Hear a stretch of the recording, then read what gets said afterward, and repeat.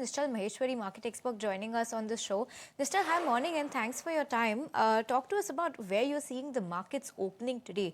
We're set up for a week open this morning. Talk to us about how much of that has to do with the earnings we've seen and how much that has to do with the structural weakness that has been persistent in the market for quite some time now.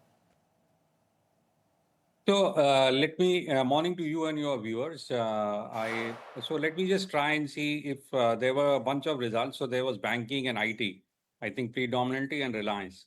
So I think IT has been as expected or below expectation and without much visibility on going forward. So there is no positive visibility also for most of the IT results which have been declared till now.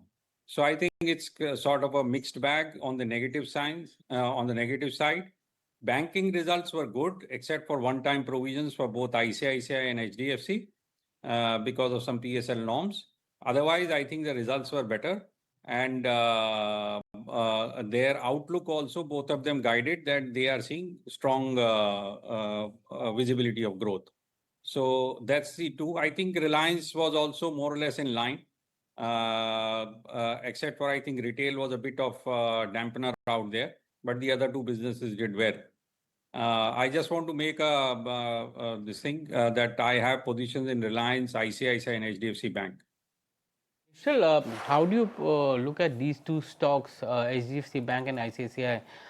Numbers pretty much in line except for the PSL impact which you spoke about, but both of them are trading at different ROAs and different having different NIM profiles as well.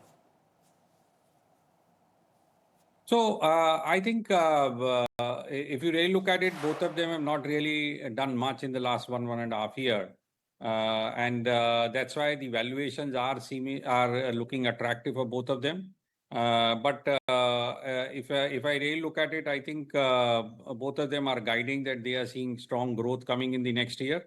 And similarly, the NIM profile has improved for both of them. And I continue to see that it will continue to improve as we go in the FY27. Kunal, names like Yes Bank, IDBI, not looking all that bad. In fact, UCO Bank was strong, Yes Bank was strong, RBL slightly in line. Do you think it's the continuance of the smaller private banks that continue to do better than the larger ones? Is that a trend that we're going to continue to see going ahead? Yeah, it seems so basically. I think at the moment, these guys are doing better in terms of numbers and all. And and there is a momentum. So I'm saying basically, given that the valuations are still in their favor, so it makes sense basically that the smaller banks will continue to do better than the large caps. Nishal, can you also give us a sense of some of the metal stocks there? I mean, we're seeing some kind of revival coming in pricing of metals as well. So metals has been on a tearing rally basically for the last whatever 1 quarter, and I continue to see that at least in the short term this will continue. Now the question is basically whether it is backed by ground demand or not, or is it more we are seeing basically the monetization of the metals basically. So you are seeing more paper or more money chasing that because people are moving away from dollar and moving into assets. So that's why you are seeing this kind of a rally. We have to see that.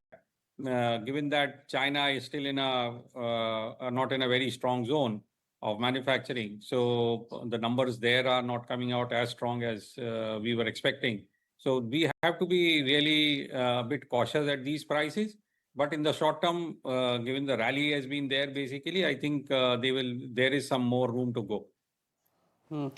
Kunal, some of the metals, copper and... Urvankara update was very strong. On the flip side, we've seen earnings from Sobha over the weekend looked slightly weak. Your take on how the real estate pack is expected to perform? So I think the orders and if you look at the order booking and the deliveries have been pretty strong, basically, both in the major markets of Mumbai, Bangalore, Delhi. All these companies basically which are largely based in one of these markets, I think their order booking is very strong. Their sales booking has been very strong. The only thing remains to be, I think the valuation has run ahead of the time basically, and that's why you're seeing a correction or not non-performance of the stock market. But I continue to believe that there is a good demand on the ground, and we will continue to see a strong order booking and strong delivery as far as the real estate is concerned. Okay, and Kunal, talk to us about some of these real estate names on the charts. Purvankara, we saw a very sharp spike. Seems to be the theme for a lot of these smaller infra companies. What's your outlook here? So I think CG Power has corrected quite a lot actually from the top. If you see already, I think it is at least 25% down. Though it is showing this kind of a number higher basically today because of this order. But there is very interesting thing. They have been trying to break through this market of data centers for supplying the transformers. I think they have got their first big order. And this is after, I believe there is a 50% tariff on coming from the US. So this is a US order basically. And after that, if they have been able to break through and get this order, I think it's very, very good. Stock is corrected quite a lot and they have got a lot of irons in the fire. So at these prices, I think the stock looks good. Interesting. Nishal, what's the one space pocket which you feel will stand out in 2026 in terms of the performance as well as probably in terms of guidance? Is there a turnaround sector of sorts which you're keeping your eye out on? I think very hard to say a turnaround sector, but I think banking is one of the sectors which I think has been now well documented. I think most of the analysts and me have been speaking about it for at least for the last 1 or 2 quarters.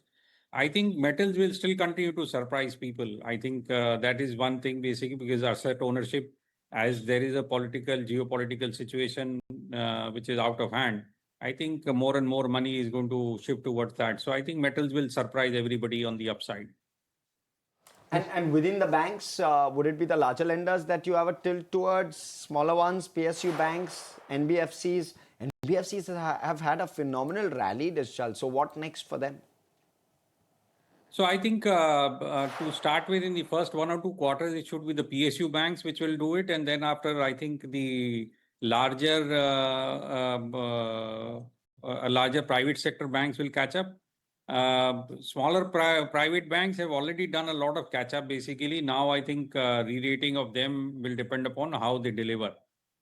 So that's what the banking is about. What was the other space you spoke about?